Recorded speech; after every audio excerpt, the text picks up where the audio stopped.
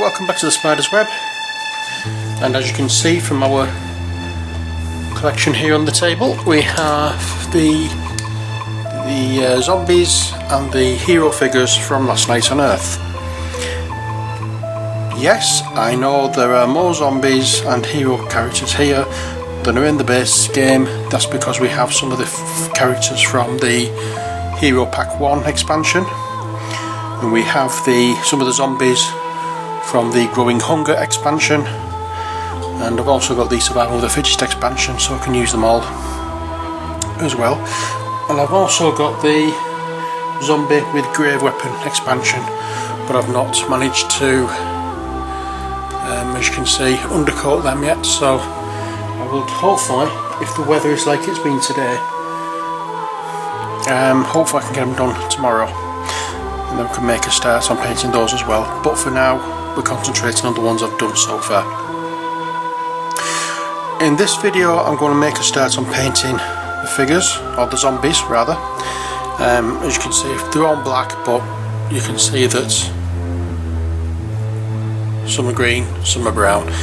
I'll be separating them. Oh, there's also these ones which are red. These are the toxic zombies from Growing Hunger,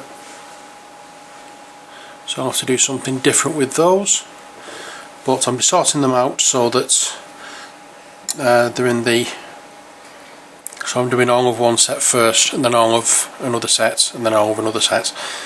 So I'll do probably all the browns first of all, so I'll dig those out, and once I've got all those together, hang on, was that a red one? It was a red one.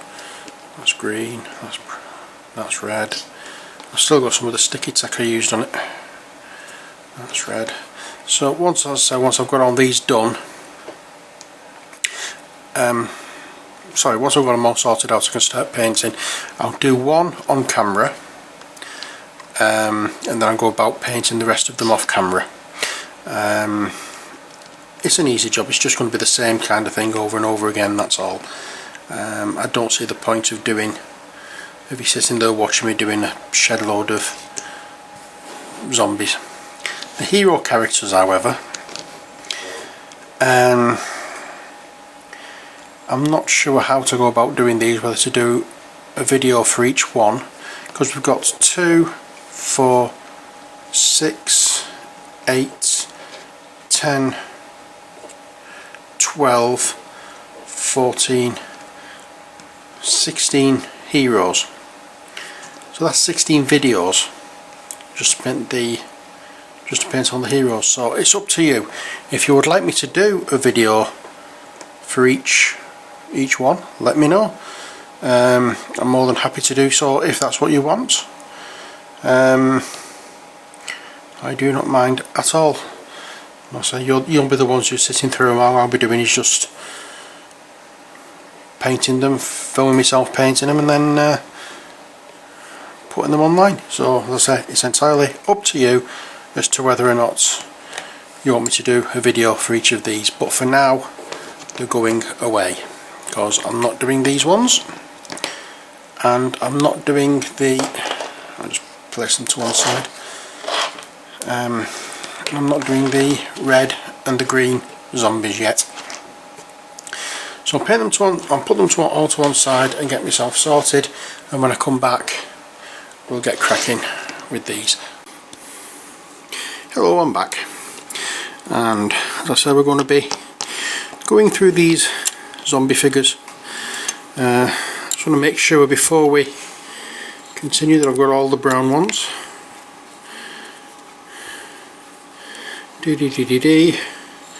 Yes, they're all brown. All you have to do is just look under that one, if it tells, because I've not quite covered all of that, but never mind. It soon will be.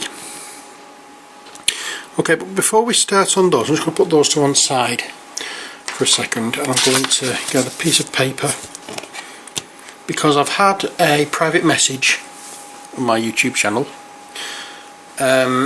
from John Pollock, who was asking, he's basically new to the hobby and just started painting his talisman figures, and he's asking about various bits and pieces on my videos.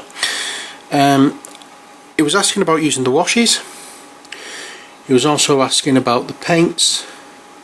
So let's address some of those issues first. The washes, I'll give you an example of how I do the washes. This is primed. The next job I'll do is I'll paint the jacket, paint the trousers, paint the flesh tones, and once they've dried, oh sorry, not forgetting the hair. Once they've dried, I'll go over with a wash to get into all the crevices, so that when I come along to do the highlighting, I can see where the shadow areas are and keep away from them. That is when I do a wash. Usually, I mean, there may be other other times when I would use a wash further on from that, but that is basically how I use the washes. I prime it, I do a base coat, I give the whole model a wash, and then I come back and start highlighting. Let's go through. I've only got 5 washes, I think. Is there a wash? Nope. No, I've only got 5 washes. The one I mostly use is Agrax Earthshed. I think it's a good universal one. It'll go with anything. I'll use that over most things. If I'm doing anything that's metallic and I'm trying to fill in sorts of like metal, you know, like bare metal, stainless steel, silver, that kind of thing, I would go over with a Nuln Oil. They're the only ones that I've been using most of. I've also got 3 others. I've got Druichi Violet, which is very good for normal Caucasian skin tones. You do the obviously do your base coat, then you do a wash with Druichi Violet, and then you go over with the highlights. Carrollburg Crimson, which is a red.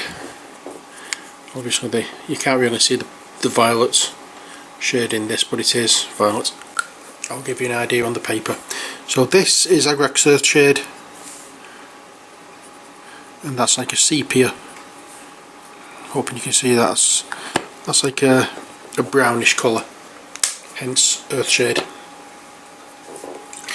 The next one is the Nuln Oil. That is a black wash, but I find with Nuln Oil it can give like an oily look to things, which is why I usually use it for anything that's mechanical. I'll go over the like tank wheels and engines and that kind of thing with that. So that's like a blackish grey. And then we've got the Druichi Violets, which I've been talking about, which is like a purpley colour, as you can see.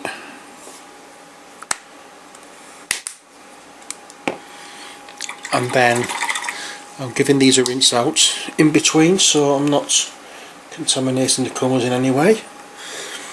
Then you got the Carrollburg Crimson, which was the one I ended up talking about. Actually, that's a shade. Yeah, what am I on about? It is a wash. I was seeing what the glaze is. Not the. This is a shade or wash, and that obviously is like a deep reddish colour. And that one I probably use over reds, browns. Again, flesh tones could work well with that. And finally, I've got Drakenhof Nightshade, which is an alternative that I use to Nuln Oil if I want slightly deeper shadows. If I don't, because Agrax Earthshed gives quite a pale shadow colour. As I said, Nuln Oil to me gives like an oily look to it. This one is a bluey grey colour. To me, it's like the Payne's grey that you'd get for artist soil.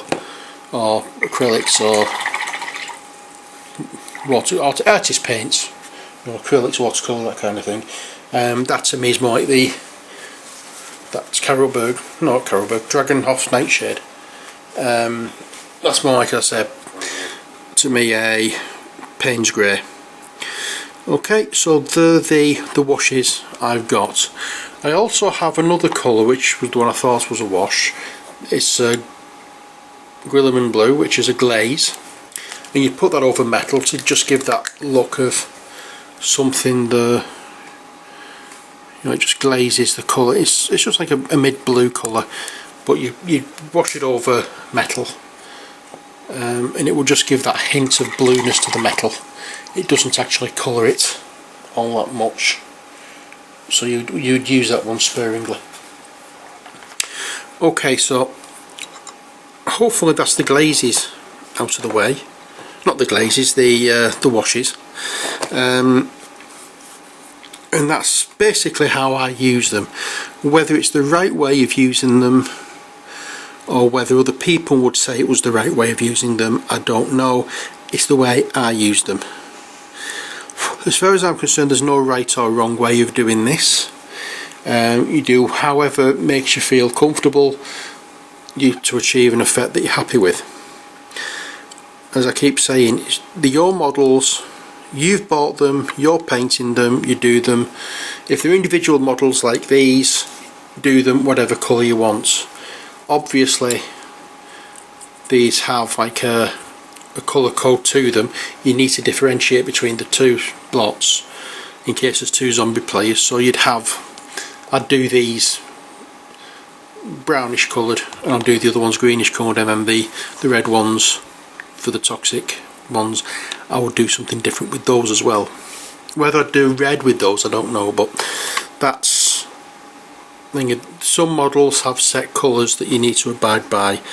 I mean, like as I've shown you, I'll go back to my salamanders for me Warhammer 40,000. This isn't the right colour of green for these models, for the Salamanders army. The Salamanders, the colour that was used was snot green. I've explained a few times in past videos I didn't like the colour, so I've used Dark Angel green as a base coat, and then Goblin green as a highlight, and then Scorpion green as an ultra highlight, extreme highlight, whatever you want to call it. So as I said, you don't have to stick with what other people would normally go with, even though would be an army. Paint them your own way. That's the only thing. That's the main thing I can tell you. Paint them your own way. Paint them how you're comfortable with. But as I said, if it's a set army, obviously you do the colours that army is. You know, I couldn't get away with calling the salamanders and painting them orange.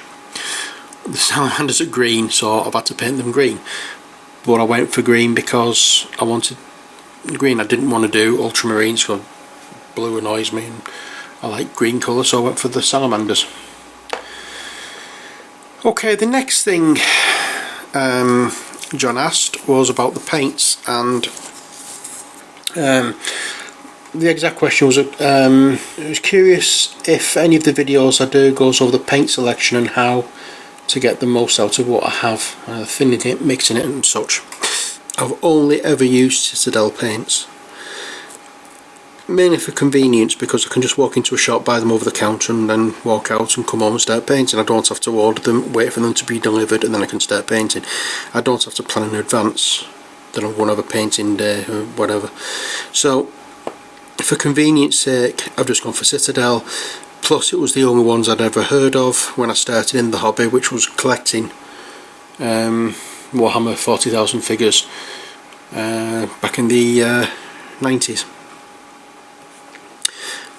So I can't comment about any other painting or any other paints that's on the market. I can't recommend any others. The newer forms of the Citadel paints I do quite like because they're quite good straight out of the pot. Dark Flesh, this is one I quite like a darkish brick red.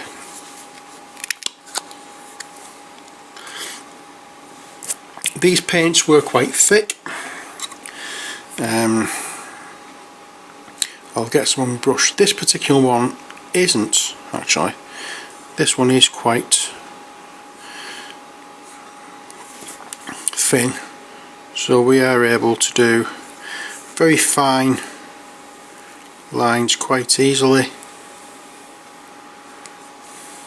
or very thick lines quite easily without any trouble whatsoever.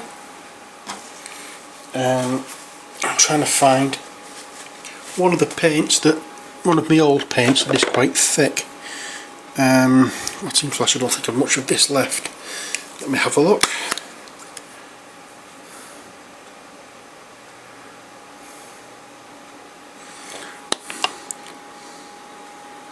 Now this one is quite a thickish paint. You can't really... I do know it's not. That's not too bad. That's not too bad. I really need some more of that though because I've got my zombies to do. You know, on the end, and then it's not. You do it how it should do, and it's tricky to try and get it actually coming off the brush. So what you do is you get some on your palettes, obviously, a little bit of water just to water it down,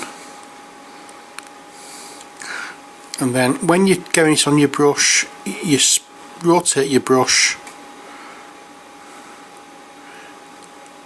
and bring your brush bristles to a point, and then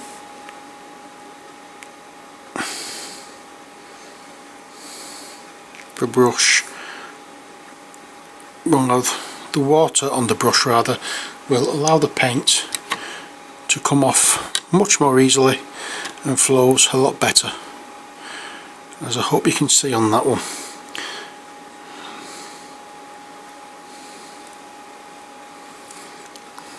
You can do thick, or you can do thin lines. This is a scraggy brush. I don't know why I actually started using this one, but never mind. It does the job for what I use it for anyway, so. And always try and remember, when you're doing any painting, never do what I do. I know. I don't follow your word, do as I say, not as I do. If you want to look after your brushes, don't do what I do. And fill your brush completely up to and actually over the ferrule, which is the metal part here. If you get the paint too high up on the bristles, it'll go in there, it'll dry in there, and your bristles will do that. Hope you can see it. So you don't get the nice sharp point on it, you just get the bristle splaying out because you've got paint dried in there and it's pushing the bristles. So as I say, don't do what I do. I'm just a complete nutter blooming idiot when it comes down to them. I just don't look after them as I should. But if you look after them, you'll get your money's worth out of them. So, what was I going to say then? Mixing as well. You can use a CD like this one. You just put a small amount on, mix it. Try and keep your paint wet. They're all acrylic based, so they're very quick drying. So I have 2 pots of water at the side of me, a big one for washing my brushes and a small one with clean water in for adding to the paints when I'm mixing. And it's just a case of put 2 dollops of paint side by side, get a scoop, get another bit, mix it together, bit of water, Bob's Rented Burger. Okay, so that, I think, hopefully will cover all the questions that you've asked. If you want to ask any more, please feel free. Don't be shy. The best thing I can do by doing these videos is help. If I can help in any way, shape or form, I'm only too pleased to do so. That's part of the reason I'm doing these videos, because I know when you're watching a few people out there have videos which show this as being some really in-depth procedure to get good results, and as you've seen from mine, I just slap the paint on. As I said time and time again, you get your paint on the brush, slap it on, just colour them in, and that's all. The game pieces, they're not exhibition pieces, they're not there to put in the cupboard and look at, even though that's what I've done with all my Salamanders ones, or most of my Salamanders ones. They're there to be picked up, moved about a board. People are going to be getting their fingers on it, they're going to be banged about, they're going to be thrown about and all sorts when you're carrying them around to wherever you're playing. It's not worth spending time and effort on doing top-notch job. You want them just for painting, so they look really good when you're playing the game. That's all you're wanting them for. Then I'm showing you the basics of how to get those results. If you want anything more than that, I suggest you look at other avenues for instruction. There's no way I'm going to go into any great detail in these. All I want to do is show you how to get the best results as you possibly can for as little effort, and just to make them look good for playing. Okay, so as I said, I hope I've answered all your questions, John. I hope you continue to enjoy my videos. One thing I did actually mention, the only one piece of advice I will give quite freely, or quite readily, over and over again: if you want to start doing this, you've never done it before, get your hands on some cheap models, cheap plastic minis. Make sure that they are gaming figures though, because some of the little toy soldiers and whatever, what they're made with, the paint doesn't really stick to terribly well, I've noticed. But if you get some, like a cheap set from Games Workshop or wherever, just on eBay, you know, if you find some cheap plastic models going, get them. Spray them up, paint them. If you're comfortable and you're happy with the results you get from that, then fine and dandy. If you're not quite comfortable with using the brushes, doing the techniques, you're not happy with the way they look afterwards, all I can suggest is you get a bottle of Dettol or anything like that. You get a big tub, you pour the Dettol in the tub, and you put these in the Dettol and leave them to soak overnight. The following morning you get up, you have your breakfast, have a cup of tea, do what you need to do, and then you go over to them. You take them all out, but wear gloves. Wear little latex gloves, because Dettol's really not good for your skin. Well, raw Dettol isn't anyway. Take them out, get an old toothbrush, or buy a cheap set of toothbrushes, and use one to just scrub all the paint off. When you've got all the paint off, I usually leave them soaking again for a few hours in like lukewarm water with a little bit of fairy liquid in it, and then give it another wash, give it a rinse, let it dry thoroughly, and then you can start again. I know it seems like a long process, but it saves you buying model after model after model after model to try and improve.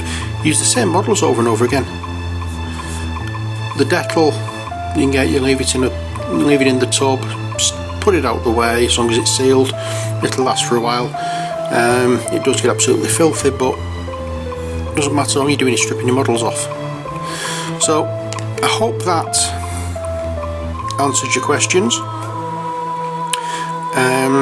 I've gone a little bit too in depth in this video for what I was hoping to do. I was just hoping to just cover some things with it and explain a few things, but I've gone a little bit further than I was expecting to or hoping to. So what I'm going to do is I'm going to leave it there,